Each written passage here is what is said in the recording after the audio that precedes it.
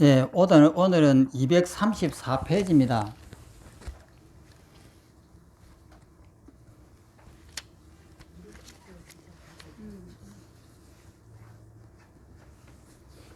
(234페이지) 3번 통달위입니다. 통달위. 위에 유시 30송 개송에서 말씀하셨다. 밑에 있는 이 개송이 유식 제28송입니다.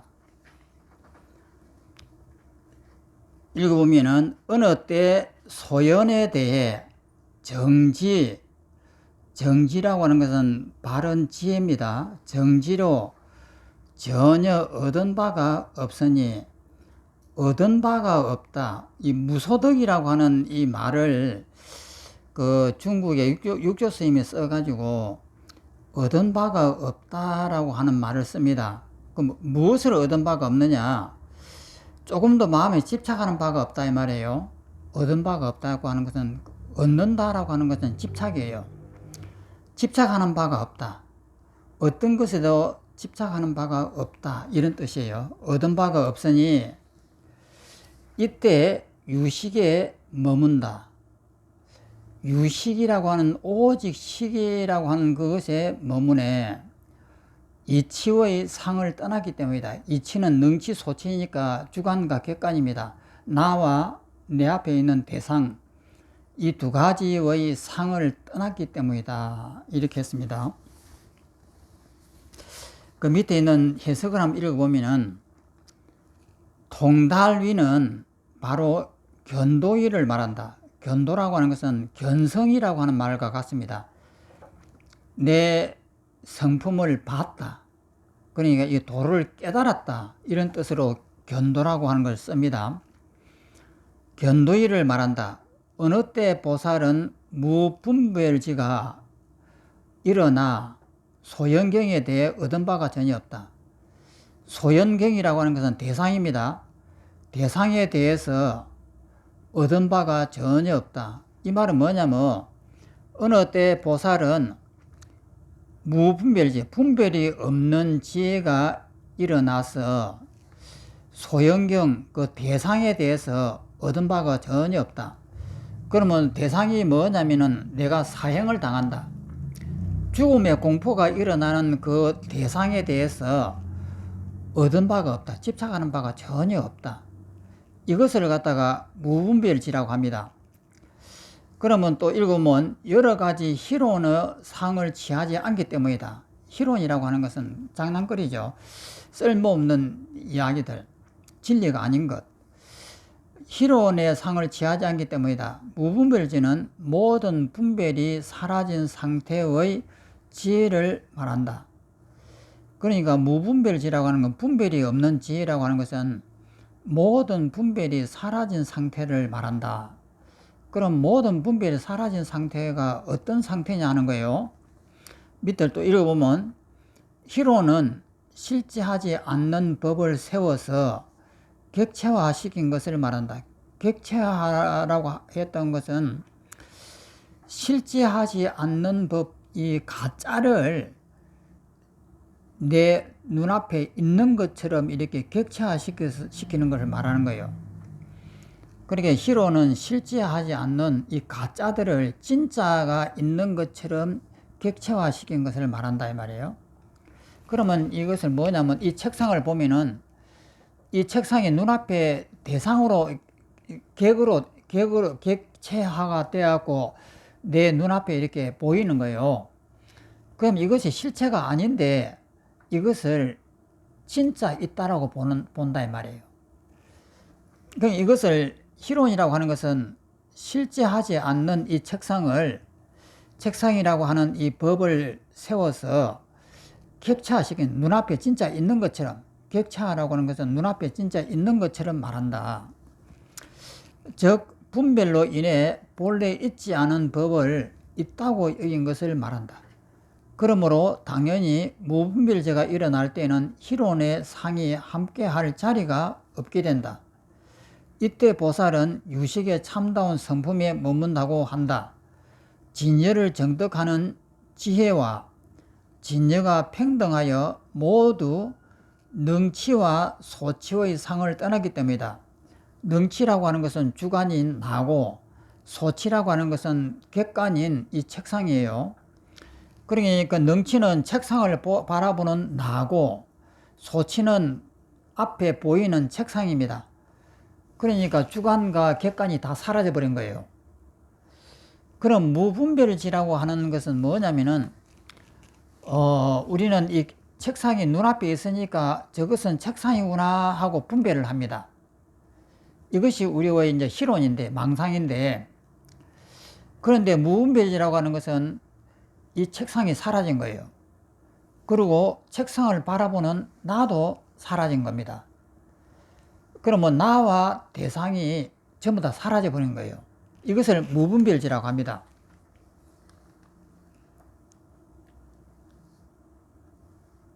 그래 모두 능치 소치의 상을 떠났기 때문에 능치 소치의 상은 모두 분별이다. 나와 내 앞에 있는 책상 이 두 가지의 상은 모두 분별에 의해서 있는 것이다 이 말이에요. 얻은 바가 있는 마음에는 희론이 나타나기 때문이다.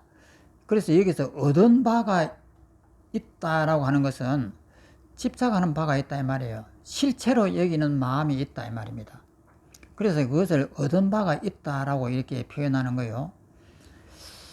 여기서 평등이란 심, 무분별지, 경, 진여, 심과 경이 서로 일치하고 무분별지, 진여가 거하게 합하여 모두 이치를 떠나고 두 가지 능치 소치를 떠나고 모든 희론을 끊었기 때문이다.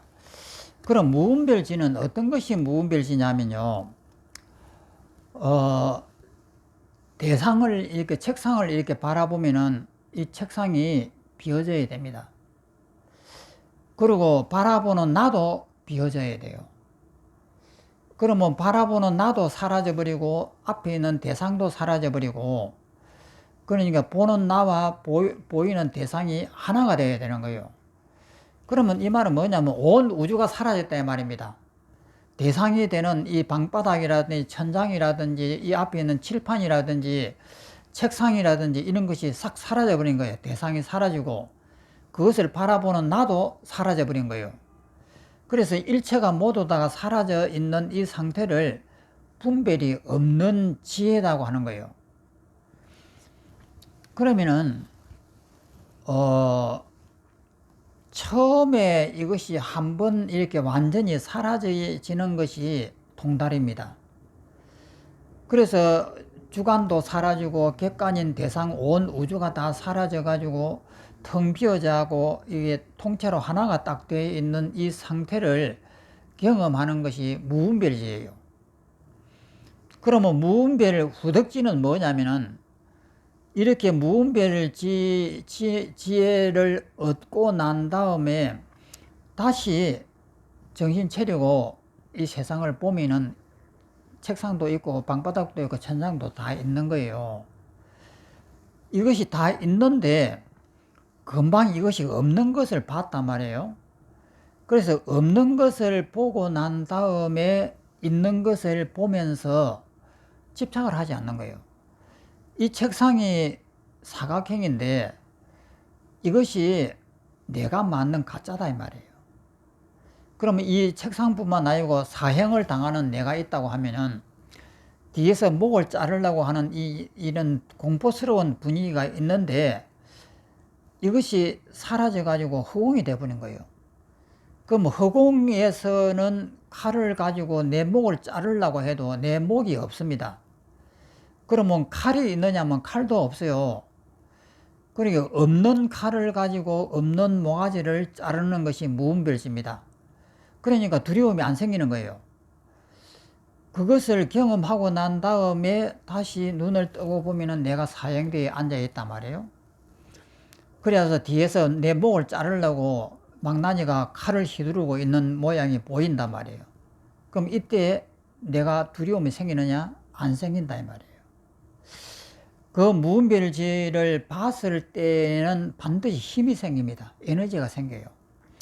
그래서 그것을 유지하는 데는 한동안 유지가 됩니다. 그때 당시에는 내 목숨에 대한 애착이 손톱끝만이도 없습니다. 없기 때문에 눈을 뜨고 내가 사형등에 앉아 있고 내 목이 지금 잘려 나가는 위급한 상황 속에 있어도 전혀 두려움이 없는 거예요. 이것이 후덕지고 무분별을 얻고 난 다음에 무분별 후덕지입니다. 여기서는 통달이라고 하는 것은 그 무분별지를 얻고 그 다음에 무분별 후덕지를 갖다가 얻는 것을 전부 다 합해서 말하는 거예요. 그러니까 서로 일치하여 무분별지와 진여가 거룩하게, 이 진여가 뭐냐면 무분별지에서 바로 무분별 후덕지가 나왔고 이것이 허상이다라고 하는 것을 아는 것이 진여입니다. 진여가 거룩하게 합하여 모두 이치를 떠나고 모든 희론을 끊었기 때문이다. 이 사형이라고 하는 것이 이게 두려운 것이다 라고 하는 것이 사형이 실제 있다라고 생각하니까 두렵는데 실제 있다라고 생각하는 그 생각이 바로 희론이에요. 그 희론을 끊어버렸다 이 말이에요. 이처럼 가행 위에서 중단 없이 수행하여 무분별지가 일어날 때 진여를 통달함을 통달위라고 이름한다. 그 통달위는 뭐냐면 견성입니다. 한번 견성한 거예요. 그러면 이제 통달위 다음에 이제 수습위가 오는데 수습위는 이 통달위의 무분별지를 자주 경험하는 거예요. 이 무분별지를 한 번 경험하는 것을 통달이라고 하는 거예요. 통달이라고 이름한다. 처음으로 도리를 비추기 때문에 또한 견도라고 이름한다. 도를 봤다 이 말입니다. 그런데 이 견도에는 진견도와 상견도가 두 가지가 있다. 진견도하고 상견도라고 했는데 그것에 대한 설명입니다. 첫째, 진견도는 무분별지다. 분별이 없는 텅 비어 있는 이 상태를 진견도라고 하는 거예요. 이공, 아공, 법공, 나와 대상이 법공이 이제 전부 다 공해졌다 이 말이에요. 나도 공해지고 법도 공해졌다.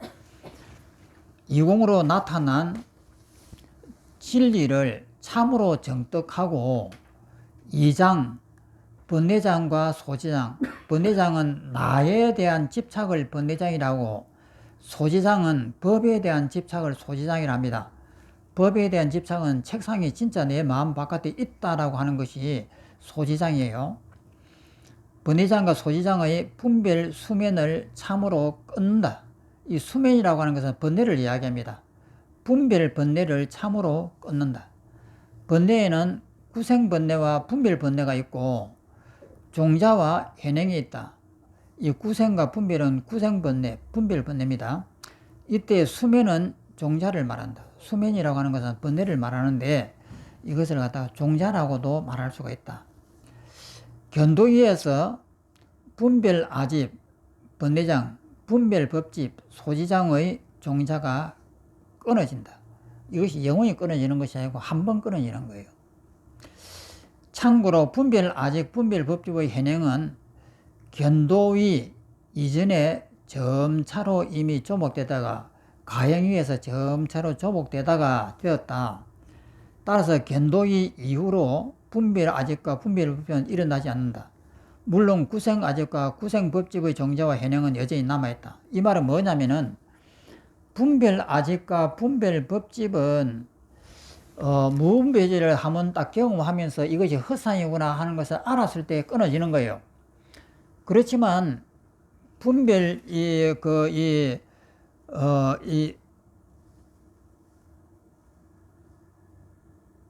구생아집과 구생법집은 이 습관입니다. 습관이기 때문에 내가 없다라고 하는 것을 봤는데도 이것이 그때 당시에는 힘이 있어갖고 뭐 1시간 유지되든지 하루가 유지되든지 10일이 유지되든지 유지가 됐을 때는 안 일어나요. 그런데 그것이 끝나고 나면은 다시 업이 나온단 말이에요. 그 업이 나왔을 때는 다시 이 원위치가 되는 거예요. 그때에 이제 물론 구생아집과 구생법집의 종자와 현행은 여전히 남아있다 이 말이에요. 습관적으로 남아있는 거예요. 두 번째, 상견도는 이른바 무분별 후덕지를 말한다. 후덕지는 뭐냐? 무분별을 얻고 난 다음에 얻는 지혜를 후덕지라고 해요. 후에 얻는 지혜라고 이렇게 하는 거예요.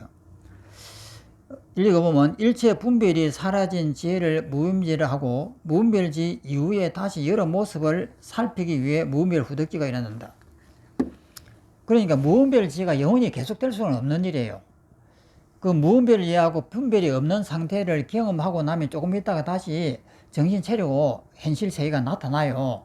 이 현실 세계가 나타나는 것이 이 무분별 이제 후덕지인데, 다시 이것이 이제 현실이 나타나도 에너지, 그 힘이 있는 동안까지는, 이 책상을 바라보면 책상이 비어집니다.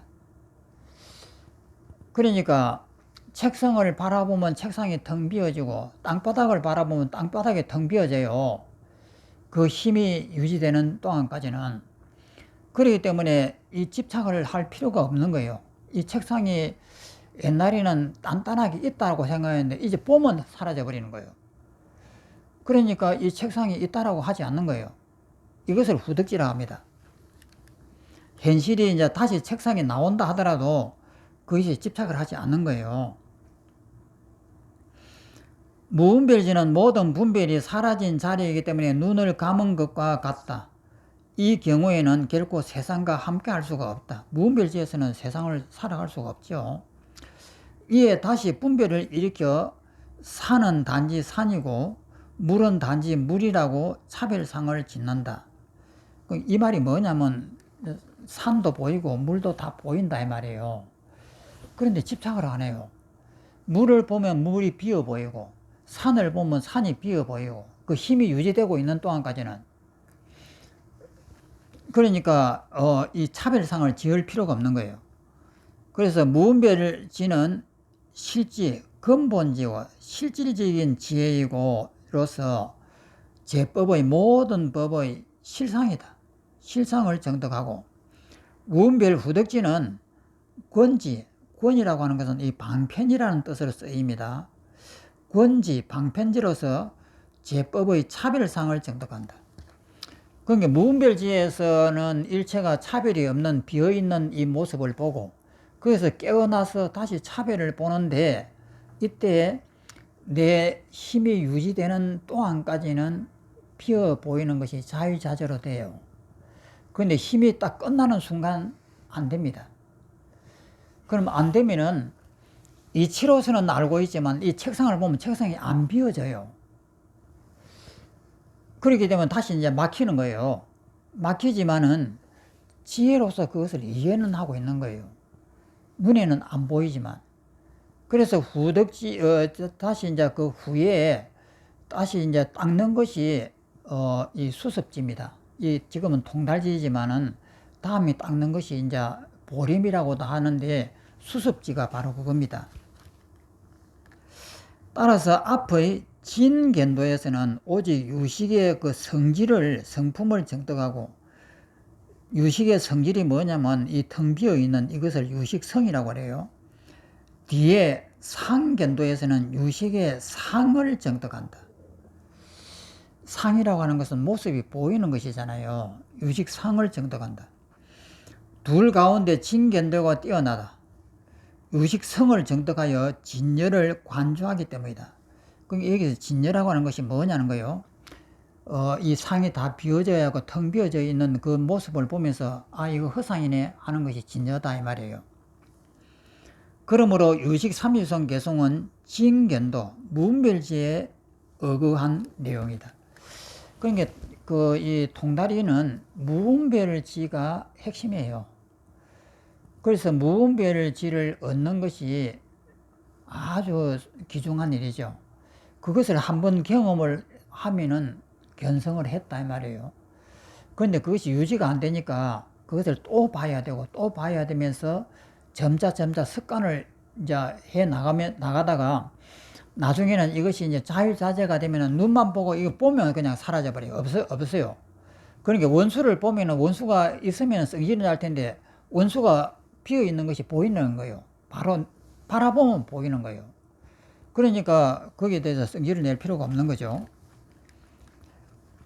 또 밑에 읽어보면 보살이 이 두 진견도와 상견도를, 진견도는 진공이고 상견도는 묘유입니다. 진공 묘유 했을 때 상견도를 얻을 때 열의 집안에 태어나 극희지에 머물고, 극희지는 십지에서 첫 번째 일지입니다. 제1지 초지에 머물고 법계를 잘 요달하여 모든 평등을 얻는다. 이 세상이 모두가 다 평등하다 이 말이에요.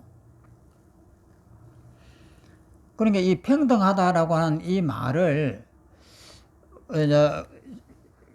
잘 이해해야 됩니다. 평등하다라고 하니까 어떻게 평등할까? 큰 것과 작은 것이 평등하다. 이 말이 무슨 말일까? 그러니까 에베레스트 산 같은 이 높은 산하고 조그만하게 모래사장에서 만든 이 언덕하고 이 두 개가 평등하다라고 하면은 이 말이 뭔 말일까 이렇게 해요. 그러면 에베레스트 산을 반을 잘라버려 갖고 그거를 갖다가 모래사장에 있는 이 조그마한 봉우리를 갖다가 거기에다 올려 놓으면 두 가지가 평등하니까 이것이 평등하단 말이냐? 아니면 학의 다리는 길고 뱁새의 다리는 짧으니까 학의 다리를 반을 잘라갖고 뱁새의 다리에다가 이제 붙여 놓으면 이 둘이가 같아지니까 이것이 평등일까? 보통 이렇게 의심합니다. 평등이라고 하는 것은 뭐냐면 두 개가 사라져 버리는 거예요. 뱁새의 다리를 보는 순간에 뱁새의 다리가 사라져 버려요. 항새의 다리를 보니까 항새의 다리를 사라집니다. 사라지는 것을 보면서 이것이 다리가 길다라고 하는 것이 가짜였구나라고 하는 걸 깨닫는 것이 이것이 평등이에요. 그러니까 평등이라고 하는 것은 두 가지를 갖다가 이렇게 잘라서 합치는 것이 아니고 작은 것을 보면 작은 것이 사라져 버리고 큰 것을 보면 큰 것이 사라지니까 이 두 가지가 다 가짜구나라고 하는 것을 알았을 때 이것을 평등하다는 용어를 쓰는 거예요. 그래서 평등하다는 이 용어를 잘못 오해하면은 상당히 어긋납니다. 모든 평등을 얻는다. 열의 집안에 태어난다는 말은 법계, 진열을 깨닫는다는 뜻이다. 즉 초지 때, 제1지 때 깨달음을 맛보게 된다. 그러므로 이성의 수행 계에서는 성문성, 연각성이 이성이잖아요. 성문성, 연각성의 수행 계에서는 견도일의 성인의 흐름에 들어왔다고 해서 애류가 또는 임류가 이렇게 합니다. 애류. 이것을 갖다 수도원가라고 합니다. 그 임류라기도 하는데 수도원가, 사다함가, 아나함가, 아라함가 이게 소성 네 가지 과입니다.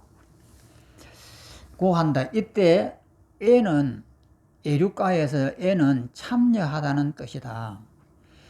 이로써 항상 부처님의 대집회 가운데 태어나 여러 수행 방편에 대해 자제함을 얻고 오래지 않아 대보리를 정득하고 미래가 다하도록 모두를 일학해 함을 스스로 한다. 이익되게 하고 즐겁게 한다. 일학하게 함을 스스로 한다. 그래서 이 무분별지가 통달입니다. 견도다, 견성이다 이 말이에요. 그러면 이제 그 다음에는 이제 4번은 수습입니다. 유식 30송 개성에서 말씀하셨다. 밑에 있는 이 개성이 유식 30송 개성 중에서 제29송입니다. 읽어보면 어둠이 없고 생각할 수 없으며 출세간지이네. 그게 출세간지다. 세간을 벗어난 지이네. 두 가지 추중 거칠고 무겁다라고 했을 때 추자는 거칠 추자고 중자는 무거울 중자입니다. 그러니까 아주 큰 번뇌를 추중이라고 이렇게 해요. 두 가지 추중, 큰 번뇌를 버리기 때문에 번뇌장 소지장입니다.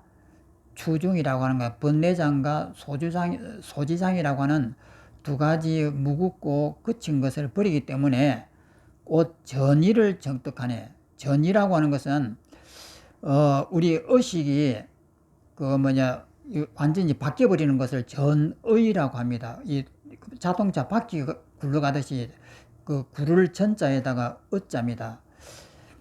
그 의라고 하는 것은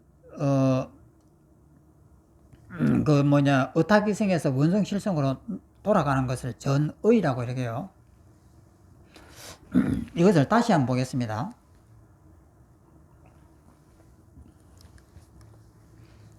처음에 어둠이 없고 무소득이잖아요. 무소득.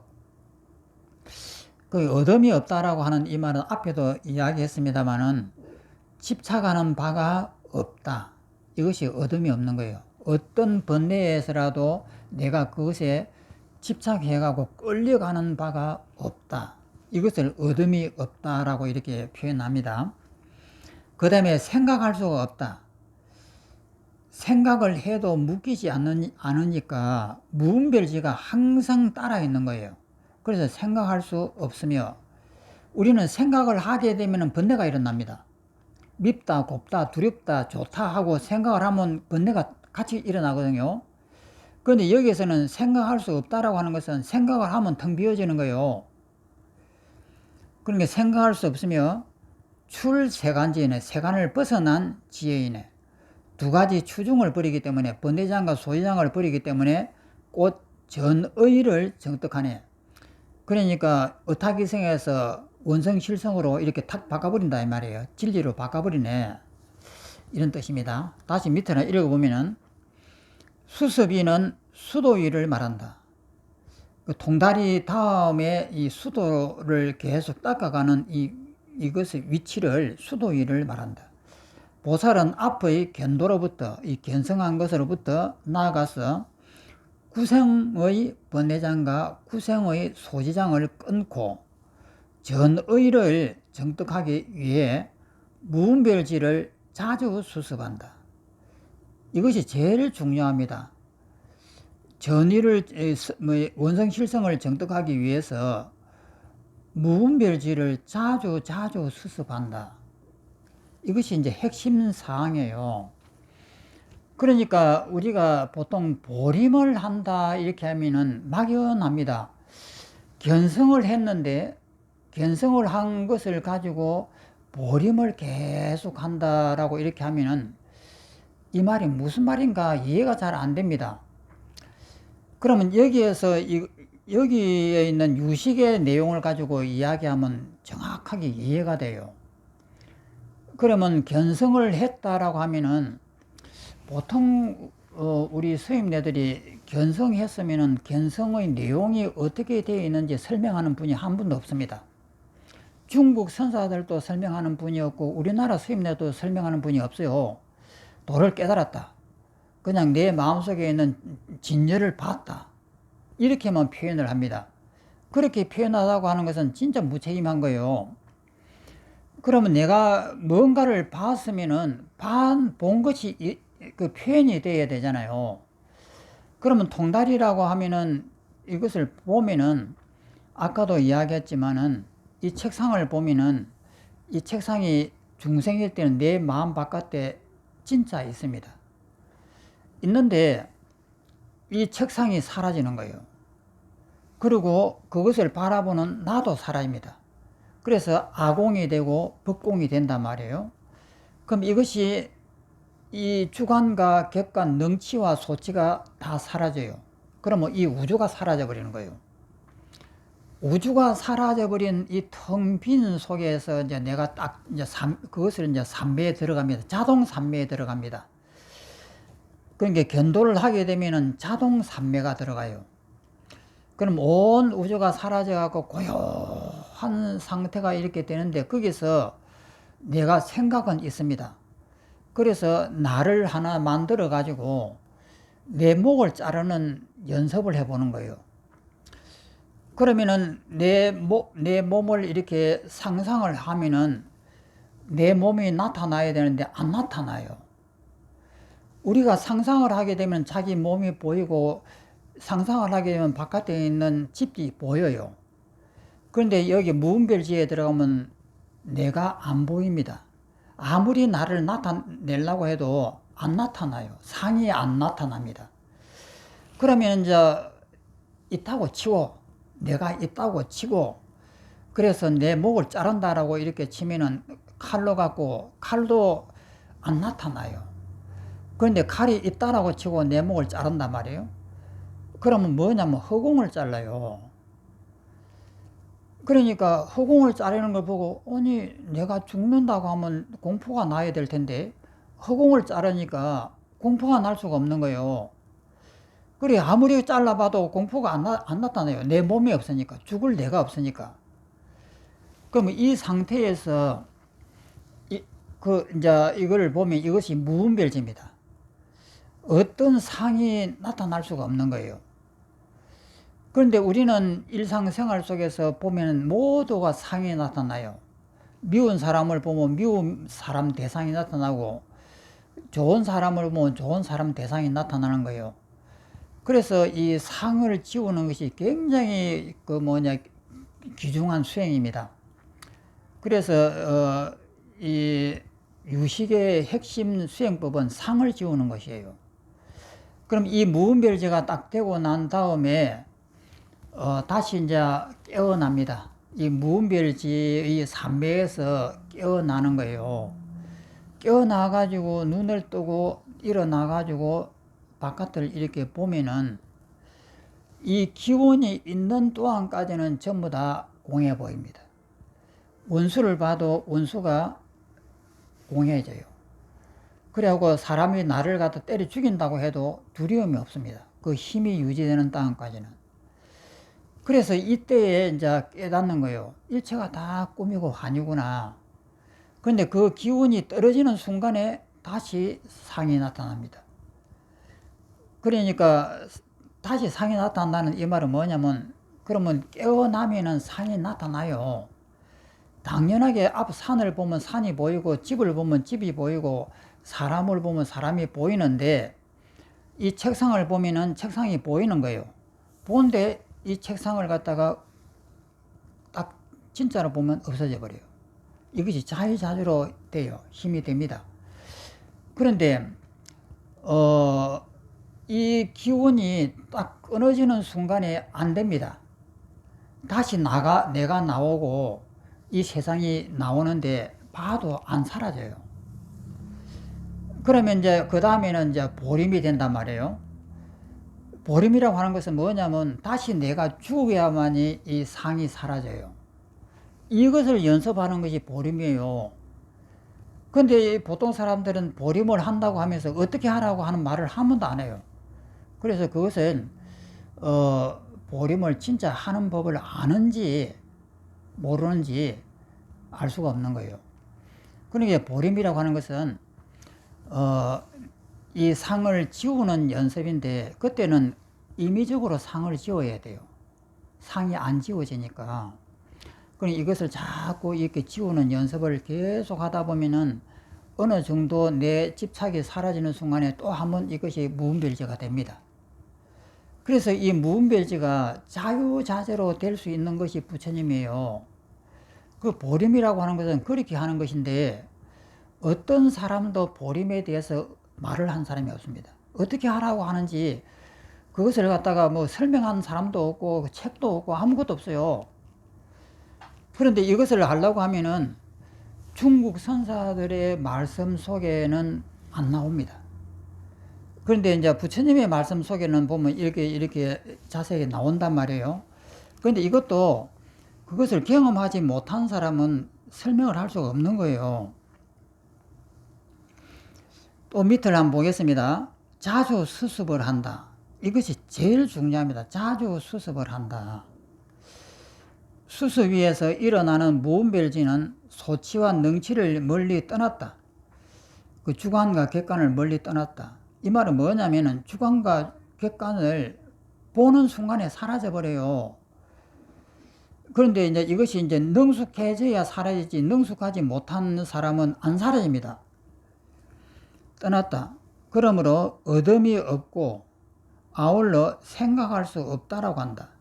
어둠이 없다라고 하는 것과 생각할 수 없다라고 하는 이 말을 정확하게 이해를 해야 돼요. 어둠이 없다라고 하는 것은 상이 없는 거예요. 아무리 사형장에 갔다 하더라도 그 사형이라고 하는 두려움이 있고 상이 있어야 되는데 그것이 없는 거예요. 그런 게 어둠이 없다라고 하는 건 내 집착할 것이 없다 이 말이에요. 그 다음에 생각할 수 없다. 생각을 하게 되면 상이 떠올라야 됩니다. 근데 상이 없는 거예요. 그래 또 집착되는 대상인 소치를 떠났기에, 소치라고 하는 것은 대상이잖아요. 대상을 떠났기에 어둠이 없다. 대상이 안 보이는데 그런 게 당연히 없죠. 어둠이 없다. 하고 집착하는 주체인 능치, 이 주관입니다. 능치를 떠났기에 생각할 수 없다. 나를 봐도 내가 없어요. 이 힘이 유지되는 한은 한다. 혹은 희론을 떠났으므로 어둠이 없다고 하며 묘한 작용은 헤아리기 어려우므로 생각할 수 없다고 이름한다. 여기서 어둠이 없다, 생각할 수 없다라고 하는 이것을 잘 이해를 해야 됩니다. 그 상이 안 떠오르는 거예요. 또 밑에 이 무분별지는 세간을 끊었기 때문에, 이치 수면 끊었기 때문에 출세간이라 이름한다. 이치 수면은 이치, 능치, 소치의 수면은 번뇌라고 했습니다. 이치, 소치의 번뇌는 세간의 근본이다. 오직 이 무분별지만이 능이 끊음으로 홀로 출세간이라 이름한다. 그 여기에서는 지금 이 유식론에서는 이 상을 지우는 법들이 여기는 참 없습니다. 그런데 유식론의 원본이 되는 해심일경을 보면은 10가지의 상을 지우는 그 방법이 나와요. 그때 우리가 여기 작은 책자로 해가지고 전부 다 한번 나눠 들은 적이 있습니다. 해심일경의 10가지 상을 지우는 법하고 옛날에 여기 작은 그 프린트물을 해가지고 그 나눠 드린 적이 있습니다. 아마 집에 다 하나씩 다 있을 겁니다. 혹은 출세간이라 이름은 2가지 의미에 의하여 세운다. 이른바 무루라는 점과 진열을 정득한다는 점이다. 무분별지는 이러한 2가지 의미를 갖추기 때문에 홀로 출세간이라고 이름한다. 무분별 후덕지는 그렇지 않다. 무분별 후덕지는 진열을 정득하지 않고 차별상을 정득한다. 무분별지는 진열을 정득하지 않고 차별성을 정득한다라고 했는데 진열을 정득하지 않는 것이 아니에요. 진열가 정득되어 있는 상태입니다. 상태에서 이제 차별이 이제 그 무분별지에서 이제 깨어나면은 눈앞에 보면 책상도 있고 땅바닥도 있고 하늘도 있고 다 있단 말이에요. 있는데 거기에서 내가 나를 죽였던 그 에너지의 힘이 유지되는 한은 책상을 바라보면 책상이 사라지고 땅을 바라보면 땅이 사라지고 산을 바라보면 산이 사라져요. 원수를 바라보면 원수가 사라집니다. 그러면 그것이 무분별 후덕지고, 그 무분별 후덕지라고 하는 것은 이것을 사라지는 것을 보면서 이 모든 상들이 가짜구나라고 아는 것이 무분별 후덕지예요. 그러니까 무분별지가 없다라고 하는 말은 여기서 조금 창호가 있는 거예요. 무분별지가 유지되면서 무분별 후덕지의 상이 보인다라고 이렇게 해야 되는 겁니다.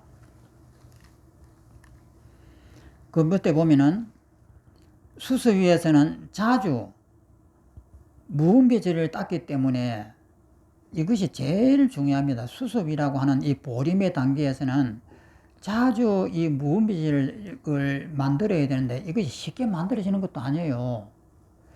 이것을 한번 봤다고 해갖고 그 다음에도 툭툭 보고 이렇게 봐지느냐? 안 됩니다. 자기가 또 한번 강하게 한번 죽어야만이 또 한번 되는 거예요. 자주 무분별지를 땄기 때문에 2가지 추중을 버린다. 번뇌장, 소지장을 버린다. 2가지 번뇌장과 소지장을 말한다. 추중은 우선 종자를 말한다. 2장의 종자를 추중이라 이름하는 것은 2장, 그 2가지 번뇌장, 소지장 2가지 2장 종자의 성품이 감당할 수 없으므로 미세하다거나 가볍다거나 하는 것과 다르기 때문이다. 그래서 거칠다고 하는 거 추, 중 이렇게 거칠 추자에다 묵을 중자 이렇게 씁니다. 이때 이장 종자는 두 가지 장 종자는 영원히 사라짐으로 버린다고 한다. 종자를 버린다라는 것은 무슨 말이냐면은 이 습기는 못 버려요. 종자라고 하는 그것을 버린다라고 하는 이 말은 이 종자가 없어지는 것을 한번 경험했기 때문에 이것이 허상이라고 하는 것을 한번 알면은 이것이 두 가지 종자를 버렸다 이 말이에요. 버렸지만은 그 습기는 못 버리는 거예요. 그 습기는 수습비를 통해 가지고 10지까지 올라가야만 습기가 버려집니다. 그 습기는 뭐냐면 이것이 허상인 줄은 알겠는데 습관적으로 진짜처럼 보인다 이 말이에요. 그래서 그 습기는 남아있다고 하는 거예요. 영원히 사라짐으로 버린다고 한다. 버린다는 말은 끊는다는 말이다. 그 종자는 끊었지만은 또 추중에는 두 가지가 있다. 하나는 종자이고 하나는 종자가 아닌 습기이다. 이 습기는 오래된 이 습관이에요. 참고로 습기에는 두 가지 뜻이 있다. 하나는 훈습의 기분의 뜻으로 종자에 사용된다. 하나는 관습의 기분이다. 이 관습이라고 하는 오랜 습관들이다 말이에요. 뜻으로 번뇌 자체가 이미 다한 이후에 그 습관성에 남아있는 것을 말한다. 여기서는 후자의 뜻이다. 각 수행 단계에서 번뇌장과 소위장을 제거하면 앞의 제7식 설명 가운데 표로 정리하였다. 이제 뒤에 이제 앞에 이 표를 정리한 그것을 말합니다. 이처럼 무은별지는 번뇌장과 소위장을 버리기 때문에 능히 광대한 전의를 정득한다. 이 부처가 되어버렸다 이 말입니다. 이때 정득된 전의는 구경이의 모습이다. 마지막 끝의 모습이다. 그 다음에 이제 1번 이제 십지보살입니다. 이제 여기서 전의가 다 됐는데, 이것으로서 이제 수행 단계가 다 끝난 거예요. 그래서 이제 그 뒤에는 이제 수습이가 이제 되는데, 여기서 제일 중요한 것이 무분별지입니다. 그 무분별지가 이렇게 한 번은 경험을 해야 됩니다. 내가 한 번 이렇게 죽어야 돼요. 그래, 한 번 이렇게 딱 죽어버리면은 이 상이 다 사라져요. 그 상이 사라지는데 그 에너지가 남아있는 한은 수행이 저절로 됩니다. 그냥 이렇게 내가 뭐 강하게 안 해도 그냥 내 몸을 갖다가 싹 지워버리면 완전히 확 지워져요. 지워지는데 그 기운이 떨어져 버리면 죽어라 해도 안 지워집니다. 그래, 그 기운이 남아있는 데는 에너지가 남아있어서 죽음의 그림자가 이렇게 남아있단 말이에요. 남아있으니까 그때는 상을 지우면 그냥 상이 쑥 사라져버리고, 나를 지우면 내가 쑥 사라져버리고, 그냥 온 우주가 텅 비어지고, 금방금방 이렇게 돼요. 되는데, 그 기운이 떨어져 버리면은 죽으라 해도 안 됩니다. 절대 안 되고, 엄청나게 고생을 해야 또 얻을 수가 있는 거예요. 그 십지보살, 수습이는 초지부터 제10지까지 총 10지의 계의가 있다. 제1지는 환희지이다. 얼마나 기뻤으면 환희자라고 하는 거예요. 이것을 갖다가 초지, 처음지, 제1지라고 한다.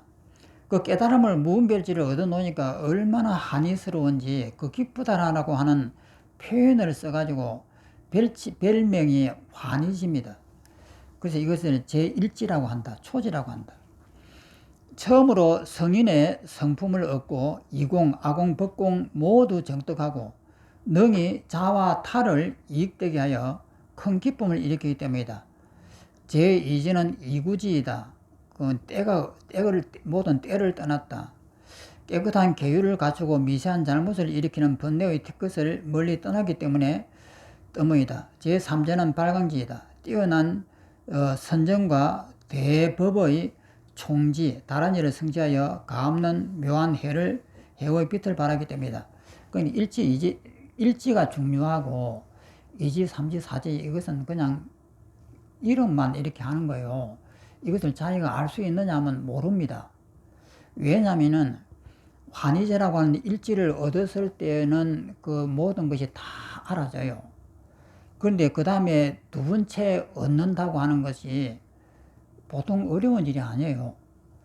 그래서 뭐 이런 2지, 3지, 4지 이렇게 올라가는 것이 아니고 내가 얼마만큼 이것을 무분별지를 얻느냐에 따라서 얻어지는 것이지, 이 뭐 책처럼 이 뭐 2지가 되고 3지가 되고 이것은 그냥 이름이다 이 말이에요. 제4지 염해지이다. 체성의 보리분법에 안주하여 번뇌의 섭을 태워 지혜의 불꽃이 더하기 때문이다. 제5지는 극난성지이다. 진지와 속지가 일념에 함께 일어나면 극히 어렵기 때문이다. 이때 진지는 무분별지이고 속지는 세간의 책과 논 등을 아는 것이다. 제6지는 현전지이다. 12연기에 머무는 지가 무분별의 체성 반야를 이끌어 현전하기 때문이다. 제7지는 원행지이다. 무상주의 공룡 맨 끝에 이르러 세간도와 이성도를 뛰어넘기 때문이다. 원행이란 세간과 이성에 집착하는 여러 모습을 떠난 뜻이다. 앞의 제6지에서 생멸의 유전상과 한멸상을 집착한다. 제7지에서는 이를 떠났다. 제8지는 부동지다. 이것이 좀 중요합니다. 왜냐하면 제8지 부동지에 오르면은 이제 수행을 할 필요가 없습니다. 저절로 돼요. 그래서 내가 수행을 하려고 그 마음을 안 먹어도 습관이 이미 그쪽으로 들었기 때문에 저절로 되는 단계를 제8지라고 합니다. 그래서 제8지를 굉장히 중요하게 여겨요. 근데 중간에 있는 이것은 그냥 명색이고, 그래서 제1지와 제8지를 우리가 이해할 필요가 있습니다. 제8지가 되면은 수행을 내가 의도적으로 안 해도 습관적으로 저절로 된다. 그렇게 8지에 오른 사람은 부처는 따놓은 당상이다. 보통 이렇게 이야기합니다. 제8지는 부동지이다. 무분별지가 저절로 상속하여 유상공룡 번뇌에 동요되지 않기 때문이다. 제9지는 선해지이다. 미면 사무예해를 성취하여 능히 시방에 두루 훌륭하게 법을 설하기 때문이다. 법무예로 말미암아 가르침의 구절을 잘 알고, 어무예로 말미암아 가르침의 이치를 잘 통달하고, 사무예로 말미암아 여러 가지 언어를 잘 분별하고, 배무예로 말미암아 자유자재하게 가르침을 설한다. 제10지는 법원지이다. 대법주의 구름이 많은 덕의 물을 품은 흑운과 같은 번뇌장과 소유장을 듣고 법신을 충만하게 하기 때문이다. 이와 같은 십지, 유의, 무의의 공덕을 모두 포함해서 자성으로 삼는다. 여러 공덕이 뛰어난 의지가 되어 보살의 수행을 크게 일으키기 때문에 지라는 이름을 쓴다. 또 보살이 의지하기 때문에 지 땅이라는 이름이라고 한다. 우리는 땅에 의지하여 살아가고 땅으로 만물이 자라게 나기 때문에 지라는 땅지자라는 이름을 사용한다. 그럼 여기에서 십지 중에서 제일 중요한 것이 초지, 환희제고, 그 다음에 두 번째 중요한 것이 제8지입니다. 그럼 제8지까지만 내가 만약에 올라갔다. 수행을 안 하려고 내가 의도하지 않아도 저절로 자동으로 이것이 전부 다 돼 나가는 것을 보면은 그때가 8지예요. 8지는 부처님이 저절로 되는 단계입니다. 내가 의도하지 할 필요가 없는 거예요. 그래서 불교에서는 제1지와 제8지를 제일 중요하게 여깁니다. 또 밑에 2번 10바라밀 또 한번 읽어보겠습니다.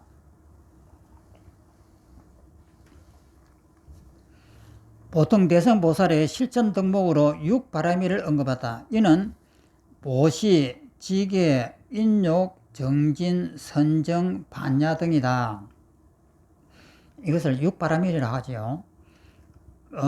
바라밀 또는 바라밀다라고 음력한다. 그 현장 스님하고 구마라집 스님하고 두 분이 이 번역이 약간 달랐습니다. 한 분은 바라밀이라고 하고 한 분은 바라밀다라고 이렇게 번역을 했습니다. 바라밀은 구역으로서 현장 스님 이전의 번역이고, 바라밀다는 신역으로서 현장 스님 때부터 번역하였다. 예를 들어 우리가 독서하는 건강경의 본래 이름이 건강반야 발행인데 5세기 초엽에 구마라집 스님이 번역하였다. 반야심경의 본래 이름은 마반야 바라밀다 심경인데 6세기 중엽에 현장 스님이 번역하였다. 바라밀다는 완성과 깨달음의 세계에 도달함이라는 의미로 풀이한다. 즉 바라밀다는 생사 고해의 번뇌 화택, 불난집을 화택이라 합니다. 그래서 윤회의 고통을 받는 중생을 깨달음의 세계에 이르게 하는 수행 방법이다. 하엄경 계통에서는 10바라밀을 말한다. 이는 6바라밀다와 다르지 않다.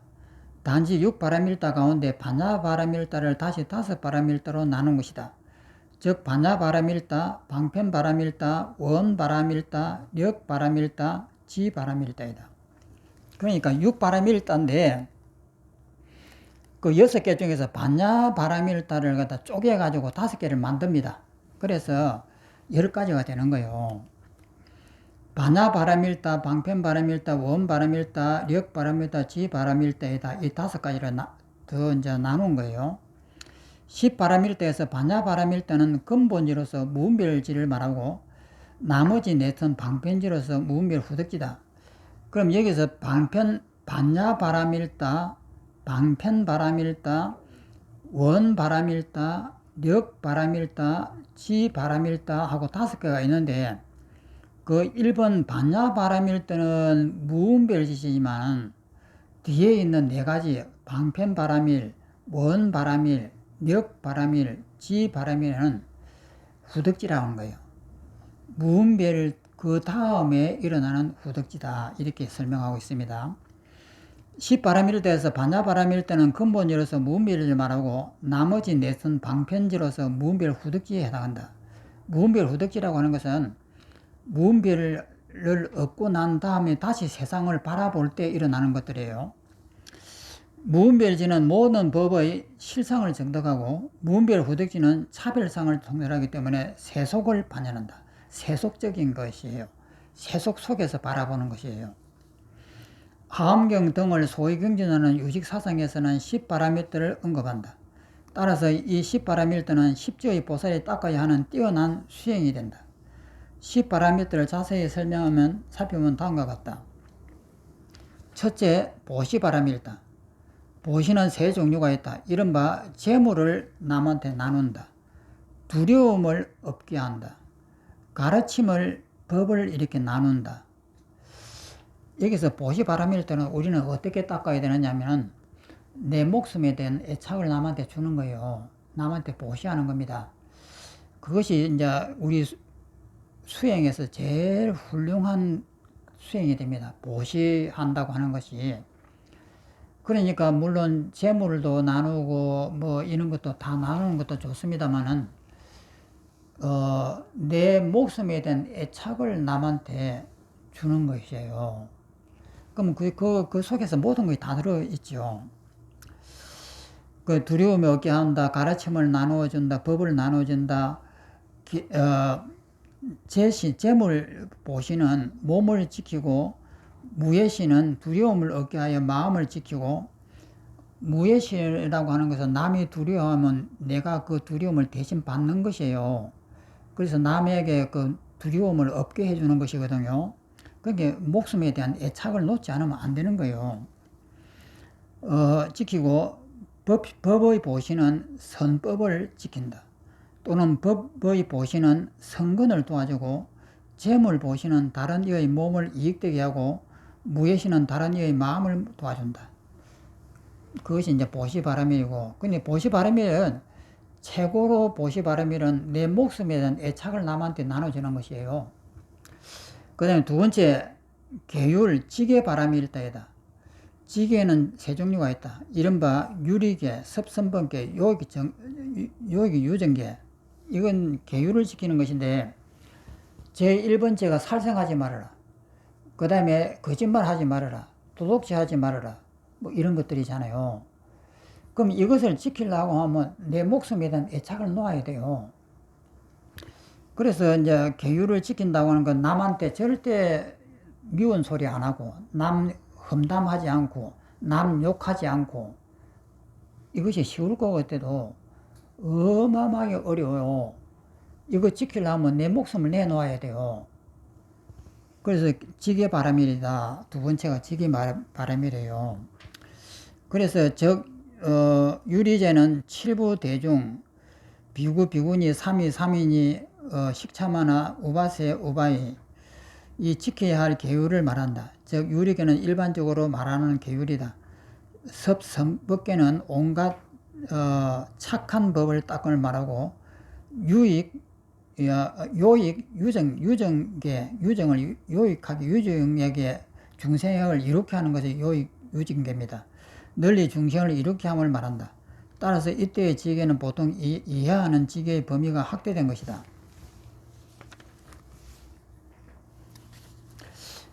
유리계는 칠중계로 선을 지키고, 선법계는 일체 불법으로 보리를 지니고, 유정계는 모든 유정을 구제하는 것을 대비를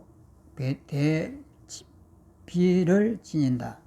이 말 자체는 전부 다 이해하려면 힘드는데, 그러니까 계율을 지키는 것은 남한테 거짓말 하지 말고, 남 속이지 말고, 남 허물 이야기하지 말고, 이거 지키려면 죽지 않으면 못 지켜요. 그러니까 그 계율을 지킨다고 하는 것은 결국은 내 목숨에 대한 애착을 내려놓아야 되는 거예요. 그 다음에 세 번째, 인욕바람일. 인욕에는 세 종류가 있다. 이른바 자신을 해친 원한을 참는 인욕이다. 그러니까 내 부모님을 돌아가시게 한 그 나쁜 놈을 내가 인욕을 하며 참는다는 것이거든요. 그것이 이제 쉬운 일은 아니잖아요. 그러니까 이게 부모를 죽인 원수를 내가 어떻게 하면 용서를 할까? 참고 용서를 할까? 내가 안 죽으면 안 되는 거예요. 고통을 편안히 받아들이는 인욕, 법을 잘 관찰하는 인욕이다. 내원해인은 유정을 성수시키는 인으로서 유정을 버리지 않고 지킨다. 안수고인은 성불의 인으로서 하열심을 버리고 성불의 인을 지킨다. 제찰법인은 앞의 두 가지 인욕 의지를 의지한 바로서 무생법인을 유지한다. 무생이라고 하는 태어남이 없는 이치를 아는 것이 무생법인이에요. 무생법인이란 불생불멸의 진여법성을 인지하고 거기에 안주하여 움직이지 않는 것이다. 이 속에 있는 내용은 자세히 설명하지 않겠습니다. 이 설명하는 것보다는 제일 중요한 것이 내가 죽음 앞에서 인욕할 수 있느냐, 내 부모를 죽게 한 사람한테 내가 인욕할 수 있는가, 그 다음에 이제 내 몸을 갈기갈기 찢어 죽이는 사람한테 내가 인욕할 수 있는가, 이런 것이 인욕이거든요. 그 다음에 네 번째, 정진바람일. 이것은 이제 정진하는 거예요. 열심히 수행하는 것이 정진바람입니다. 그 다음에 또 그냥 지나가겠습니다. 다섯 번째, 그 밑에 보면은 다섯 번째 정려가 있습니다. 선정입니다. 이 선정이라고 하는 것은 이 고요함이라고 보통 말하는데 집중력도 선정이에요. 그러니까 내가 수행을 하기 위해서 어떤 하나에 대해서 집중을 딱 해 들어가는 이것도 선정입니다. 이런 선정을 많이 닦으면은 심통이 생겨요. 남의 미래가 보이기도 하고, 남의 운명이 보이기도 하고, 남의 마음이 보이기도 하고, 이런 이제 그런 것들을 막 생기고 하는데, 이 정려라고 하는 이 선정은 제일 중요한 것이 집중력입니다. 정말해서 내 몸을 내가 해체를 하고 싶단 말이죠. 그러니까 부정관을 닦고 싶은데 집중이 안 돼요. 내 생각은 아무리 나를 갖다 해체를 해가지고 진짜 내 몸을 해체하는 것처럼 해체하고 싶은 마음은 있어도 집중이 안 돼요. 그래서 집중만 바로만 되면은 이 공부가 쉽게 될 텐데 이것이 안 되는 거예요. 그러면 그거 어떻게 잘 되게 하느냐? 이것이 이제 정려예요. 잘 되게 하는 법은 뭐 따로 있나요? 내 마음이 굳은 결심을 하고 내가 여기에서 반드시 하겠다라고 하는 강한 의지를 가지고 이거 파고 들어가는 수밖에 없는 거예요. 다른 방법이 없습니다. 그 정려라고 하는 것은 선정이에요. 또 넘어가서 다음 장에 보면은 두 번째 줄에 반야바라밀인데 이것은 지혜입니다. 여섯째 반야바라밀도이다. 반야에는 세 종류가 있다. 이른바 생공무분별해. 이것은 아공입니다. 아공. 법공 무분별해. 이것은 법공입니다. 그 다음에 구공 무분별해. 아공과 법공이 다 된 것이 구공 무분별해요.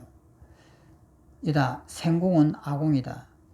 그러니까 이 반야바람이라고 하는 것은 아공과 법공과 구공을 이제 전부 다 얻는 거예요. 아공이라고 하는 것은 내 몸이 사라지는 것이고, 법공이라고 하는 것은 이 세상 산하대제가 다 사라지는 것이에요. 그러면 이 두 가지가 합해진 것이 구공입니다. 구자는 함께 구자예요. 구공 무분별해 이렇게 하는데, 그러면 이 반야바라밀이 이 공만 되는 것이 아니고 구공이라고 하는 것은 여기에는 무분별 후덕지가 합해져야 되는 거예요. 아공, 법공에다가 구공이라고 하는 것은 이 두 개가 함께 공하다는 뜻이 아니고 무분별 후덕지까지 합해갖고 구공인 거예요. 그 다음에 일곱째는 방편바라밀다이다. 방편 성교인데 이 방편으로서 이제 이 하는데 우리가 이제 그 하암경 시피양풍에 보면 책이 한 권이 내 목숨을 남한테 주는 것을 해양을 해요. 내 재산을 남한테 다 해양을 하고 내 목숨을 다 남한테 해양을 하고 눈도 남한테 빼주고 코도 빼주고 이렇게 하는 것이단 말이에요. 그런 것들이 전부 다 해양법이고 이 전부 다 방편법이고 이 모든 우리 수행들이 전부 다 방편이에요. 중생을 구제한다든지 뭐 이런 것이 전부 다 여기에 해당됩니다. 또 넘어가고 또 밑에 보면은 8번째가 있습니다. 원바람일다이다. 8번째 원바람일다이다. 원에는 두 종류가 있다. 이른바 보리를 구하고자 하는, 보리는 진리입니다. 진리를 구하고자 하는 원. 다른 일을, 다른 사람을 이롭고 즐겁게 하고자 하는 원이다. 진리를 구하려고 하는 원력을 세우고 그 다음에 다른 사람을 이롭게 하려고 하는 원을 세우는 거예요. 그러면 나를 이롭게 하는 것이 아니고 나는 그냥 지워버리고 다른 사람을 이롭게 하고 있는 동안까지는 내 공부가 일사천리로 됩니다. 그러니까 다른 사람의 이익을 위해서 내가 내 목숨을 다 바쳐서 하겠다. 이렇게 마음을 먹는 그 순간 자기 공부가 저절로 돼요. 그런데 내 공부를 하려겠다 하면 잘 안 되는 거예요. 그래서 다른 일을 이롭게 하는 원, 이런 것도 굉장히 중요합니다. 그 다음에 이제 9번째, 력바라밀. 력에는 두 종류가 있다. 이른바 법상을 사유하는 결택하나입니다. 법의 상이라고 하는 것은 아공이 무엇이다, 법공이 무엇이다, 전부 다 이런 법에 대해서 생각하는 것을 이 력바람이라고 하는 거예요. 결택하는 힘, 닦아 나아가는 힘이다. 모든 법을 헤아려 선택하여 닦고 이기기 때문이다. 이 두 가지 힘으로 말미암아 앞의 6바람일다를 끊어짐이 없이 현행하게 된다. 끊어짐이 없이 이제 그 힘이 이제 계속 유지된다. 10번째는 지바람일다이다. 지혜 지자입니다. 지혜에는 두 종류가 있다. 이른바 법의 즐거움을 수용하는 지혜. 유정, 중생입니다. 유정을, 중생을 성숙하게 하는 지이다. 이때 이 지는 무분별 구덕지에 해당된다. 그럼 여기서 이제 그 5가지 중에서 그 6째 반야바람일다는 무분별지지만은 그 밑에 7째, 8째, 9째, 10째는 무분별 후덕지라고 이렇게 하는 거예요. 그런데 이것도 뭐 그냥 이론이지. 근데 우리가 이제 이런 이제 이론을 통해 가지고 우리가 딱 그 알아야 될 것은 뭐냐면 무분별지를 자주 닦아야 된다는 점이에요. 굉장히 무분별지를 한번 얻었다고 해서 그 다음에 자주 되는 것이 절대 아니에요. 무분별지를 한번 얻고 난 다음에도 다음에 또다시 무분별하문지를 얻으려고 몇 년이 걸릴 수도 있는 거예요. 그래서 그것을 갖다가 한번 딱 하게 되면은 그러면 2번 하고 나면 3번째는 쉬우냐? 그것도 아니에요. 그래서 이것을 갖다 계속 해가지고 습관화되어가지고 이것이 내 마음대로 자유자재로 될 때까지가 바로 부처님이에요. 그러면 그렇게 되면 어떻게 되느냐면 보림이 다 끝났단 말이에요. 그러면 보림이 다 끝난 분은 어떠냐면은 이 사물을 본다, 원수를 본다, 내가 사형을 당한다 볼 때에 그 사형을 당하는 그 두려움을 봤을 때에 그것이 비워지는 거예요. 그러니까 무슨 두려움이 있어요? 없죠. 그러니까 내 자신한테는 일체 두려움이라든지 번뇌가 없는 거예요. 없기 때문에 자비가 나오는 겁니다.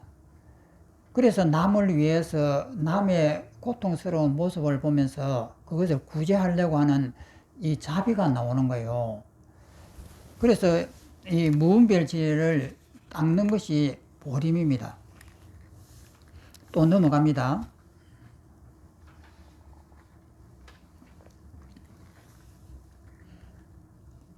하는 지혜를 해라고 이름한다. 능히 세속을 지하는 지라 이름한다. 지혜 바람일 때는 방편지로서 세속의 차별상을 반영한다.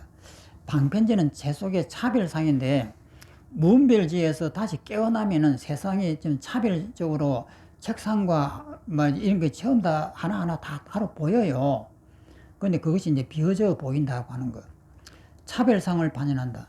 한편 이러한 구분에 의하여 앞의 반야바람일 때는 무분별해라고 표현하였지만 보통 무분별지라고 한다. 시바람일달의 순서가 이러한 것은 앞의 바람일달로 말미암아 뒤의 바람일달을 이끌어 일으키고 아울러 뒤의 바람일달로 말미암아 앞을 깨끗하게 유지하기 때문이다. 이것이 딱딱 정해져 있는 것이 아니다 말이에요. 서로 섞어가면서 하는 거예요. 예를 들어 보시 등으로 말미암아 지게 인욕 등을 이끌어 일으킨다. 또 앞의 두드러지고 뒤는 미세하기 때문에 쉬움과 어려움으로서 수습하는 순서가 이와 같다. 또한 이 십바람일단은 서로 포함한다. 서로가 이게 섞여가면서 하는 거예요. 즉 바람일다 각각의 모두 일체 바람일들을 포함한다. 예를 들어 보시에는 지게부터 지까지 모두 포함한다. 보시를 했을 때 남을 위해선 재물도 도와주는 것이 보시지만 제일 중요한 것이 남이 지금 죽음에 처하려고 했을 때 내 목숨을 던져가지고 그 사람을 구하려고 하는 이런 것이 보시단 말이에요. 그러니까 목숨에 대한 애착을 놓는 이런 것인데 이것은 인욕 바람일이고 모든 바람일 다 포함되는 거예요.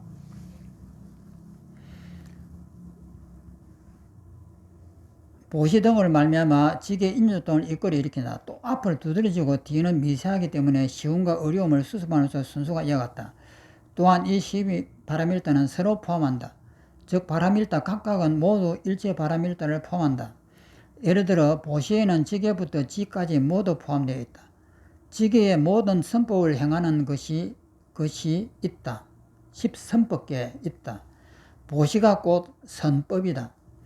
또 보시에 지혜가 없다면 강도에게 칼을 주는 꼴이 될 수가 있다. 그 보시하는데도 남한테 재물을 나눠주고 다 나눠줘버리고 이런 것이 아니다 이 말이에요. 칼을 주는 꼴이 된다. 두드러지게 나타난 부분과 뛰어난 부분에 의하여 각각 보시바람일다 등으로 이야기한다. 또 십바람일다는 십지에서 비록 모두 닦지만 그 모습이 부각됨에 따라 초지부터 제10지까지 각각 하나씩 닦는다고 한다. 즉 초지에서는 보시바람일다를 나아가 제10지에서는 지바람일을 닦는다고 말한다. 그러나 각지에서 나머지 닦지 않는 것은 아니다. 이렇게 1지에서는 무엇을 닦고 2지에서는 무엇을 닦고 이건 말이 안 되는 거죠. 그리고 10지에서 닦는 수행이 헤아릴 수 없이 많지만 그 하나하나를 분석하면 10바람일대에 속한다. 오늘은 여기까지 하겠습니다. 그리고 이제 다음 주에서는 이 책이 이제 끝납니다. 끝나고 오늘 책상 위에 있는 그 책을 할 겁니다. 그 책은 상당히 분량이 많습니다. 한 1년 정도 아마 걸릴 것 같습니다. 그리고 오늘 제가 말씀했던 무분별지 이거 자꾸 연습해야 돼요. 그래 우리는 오늘 수행은 안 합니다. 수행을 해도 별로 효과가 없는 것 같더라고요. 그런데 이 수행은 집에서 많이 하셔야 돼요. 하루에 한 10분이든지 20분이든지 그 누가 나를 갖다가 미워했다, 내가 화가 났다 이러면은 그 화난 대상을 이렇게 다시 불러와 가지고 그것을 보는 연습을 해야 돼요. 이 화가 왜 났느냐, 그것을 갖다 관찰을 하고 내가 이 화를 왜 견디지 못하는가, 이것을 보면서 그 부정관을 계속 해야 됩니다. 내 몸을 갖다 하나하나 잘라가지고 다 해체해보고, 그 다음에 그 사람 보고 나를 갖다가 욕을 하고, 나를 갖다 발로 밟고, 나를 갖다가 죽이고 이렇게 해보라고 해요. 내 몸이 과연 있는가 이렇게 보라고요. 이런 수행을 끝없이 해야 됩니다. 조금이라도 쉬면 안 돼요. 그런데 이제 이 수행을 쉬게 되면은 내일은 더 머쓱머쓱하고 더 힘들어져요. 이 수행을 계속 하루에 계속 하다 보면 이게 힘이 생기거든요. 그런데 그것을 안 하면은 또다시 원점에 또 돌아갑니다. 그래서 이 부처님에서 이 부정관을 하고 화장터관을 부처님은 이런 수행을 계자한테 시켰는데 이것이 부작용이 생겨요. 그래갖고 그 다음에는 그 편하게 수식관을 이렇게 말하고 이 수식관을 닦고 이렇게 이제 알아차림을 닦고 이렇게 했는데, 제가 보면 제일 이 핵심적인 것이 부정관이라든지 이렇게 화장터관이라든지 이런 것들이에요. 그래서 그 수행을 계속 하면은 자꾸 원한이 사라집니다. 그리고 바깥에 있는 모든 미운 사람이라든지 이런 것들은 내 마음이 만든 거예요. 우리가 유식을 통해서 철저하게 배우잖아요. 이 바깥에 있는 이 대상은 하나도 실체가 없습니다. 다 허상입니다. 내 마음이 만들었다라고 하는 것, 이것을 계속 생각을 해야 돼요. 그래서 바깥에 있는 이런 것들을 원망하려고 하는 마음을 일어나면은 나를 갖다가 두드리 패버려요. 마음으로서 나를 두드리 패야 됩니다. 왜냐면은 바깥에 있는 것이 실제 있는 것이 아니고 내 마음이 만든 것이단 말이에요. 그렇기 때문에 바깥 사람이 나를 원망한다고 해서 그 사람을 원망할 필요가 없는 거예요. 나를 때려버려야 돼요. 이것이 되면은 이제 수행이 제대로 되는 거예요. 그런데 이것이 안 되면 수행이 안 되는 거예요.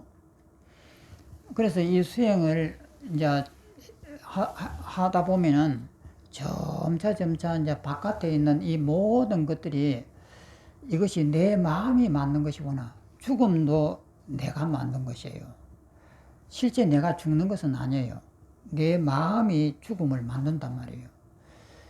그러니까 이것을 공부를 해가지고 하다 보면 이거 힘이 생기니까 점차 내 목숨에 대한 애착이 약해져요. 약해지면 그 다음에 나를 놓아버리기가 쉬워지는 거예요. 근데 이 수행을 갖다가 집에서 무관심해 하고 안 해버리면은 백날 이 책을 읽어봐야 아무 의미가 없습니다. 자기가 놓아야 돼요. 자, 그리고 이제 그러면 오늘은 여기까지 마치겠습니다.